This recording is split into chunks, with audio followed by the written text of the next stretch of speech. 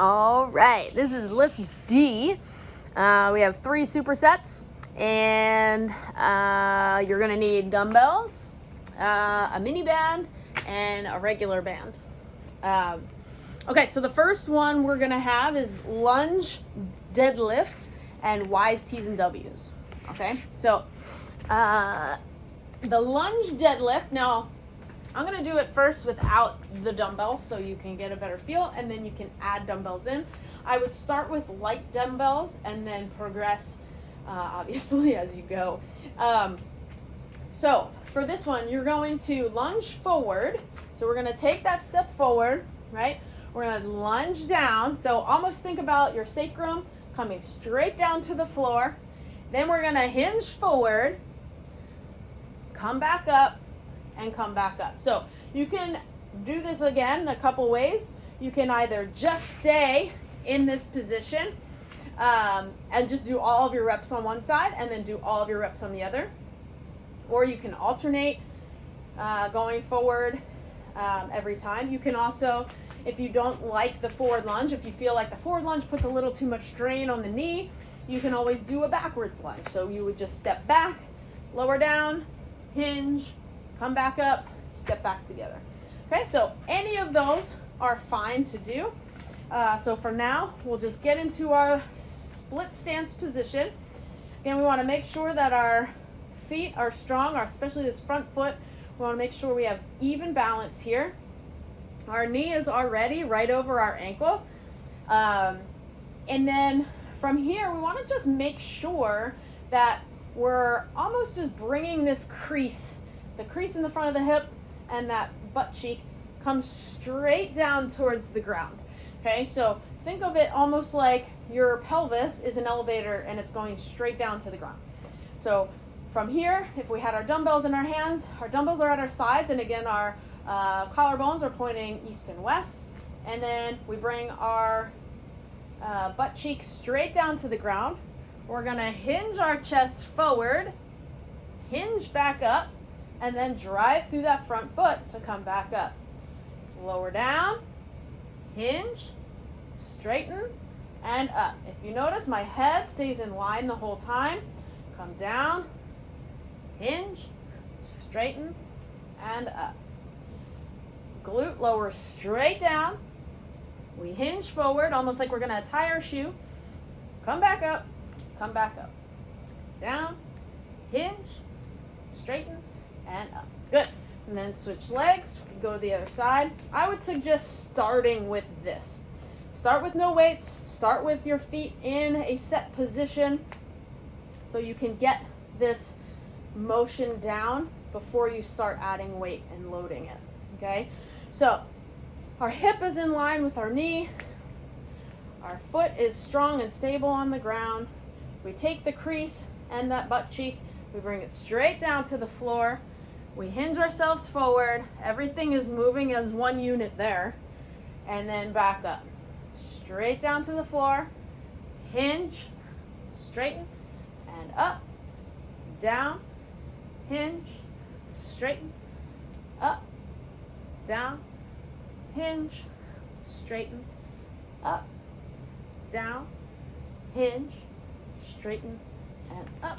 I'll turn this way so you can see a little bit better with the hinge. So again, hip and knee are in the same line. We move this straight down. Then we hinge forward. So I'm not rounding here. I keep this the same. The sternum stays the same. The head stays the same. I'm just literally transitioning and hinging from that hip. So lower straight down, hinge forward, hinge back, and up, okay? So those, if you're doing them right, you'll really feel that a lot in that glute, okay? So that's our lunge to deadlift, and then we have Y's, T's, and W's. Next, you're gonna lay on the floor for this one. If you tend to have a little bit more of an anterior tilt, as I do, you can put a little mat underneath your hips, just to kind of give you a little bit extra cushion and less strain on the low back. So for this one, we're gonna move our arms obviously in a Y, a T, and a W position. So I like to start here with, let's see, I hope that this is a good angle. So anyway, we're gonna keep our head on the floor. Forehead stays on the floor here. Our arms are in a Y position, and we want to relax those shoulders. Relax the shoulders away from the ears, and then we're going to float our arms up towards the sky in that Y position. Bring them down. You're going to bring them out to the sides. Squeeze those shoulder blades together in the back, to the middle, and then W. We lift the elbows, we straighten the arms, we bring them back in, and we lower them back down. So if you want, you could do all the Y's first, then do the T's, then do the W's, or you can alternate between all three. So again, we're in this position here. Our head is in alignment. If you want to lift your head a little bit from the ground, you can, but just make sure that you're pulling up from the scruff of your neck and that you're not looking up like this, okay? We want to keep our head in line and then float the arms up, pause, and lower. Float the arms up, pause, and lower. Do all those reps of your Y's. Come out to the side. I always like to go thumbs up. It just puts yourself in a better position for your shoulder. Scruff keeps pulling up, making sure that we're not puffing our rib cage out. Our sternum should stay straight and our rib cage is relaxed. So we're doing all of those T's, and then we can go to the W's where we lift the elbows and we just straighten our arms and pull them back in, straighten and pull back in. For me, the W's are the hardest, but everybody has different strengths for those. So some people, the Y's might be more challenging. Just see what's best for you. So do all those, go around 2 more times, and then go to the next one, which we go to a curtsy lunge to an overhead press. So you just need 1 dumbbell for that, and then a push-up shoulder tap. So the curtsy lunge is, or it's called a drop lunge also. So you're just gonna drop one leg behind you as if to do a little curtsy, and then you're gonna come up and put your feet together and press the arm overhead. You can either do all reps to one side and then all reps to the other, or whatever feels best for you. So maybe this way would be good. So we're gonna curtsy, come back up, press. So it's just like a pump. You don't have to press all the way up overhead. So we come behind and down, come out and up, and then curtsy behind and down and up. Curtsy. So almost think about your hip trying to stay tucked in behind you as you curtsy. If that makes sense. Just so you're not shifting out into this hip a whole ton. Okay, you want to kind of keep it in line as best you can. It's obviously not going to be perfect. And pump, down, and pump. Okay, so doing all reps. 1 to each side is 1 rep, or again, do all to one side and then all to the other. Up to you. And then we have push-up shoulder tap. So you can do these from your hands and your toes, or from your knees and your hands, whichever makes more sense to you. You could also just do the taps and skip the push-up if you've done a lot of this upper body and your upper body has been screaming at you, then you can take the push-up out if you want to. So lengthen the neck, and again, so they're just shoulder taps, and you want to really just try and keep your body nice and controlled as you do that.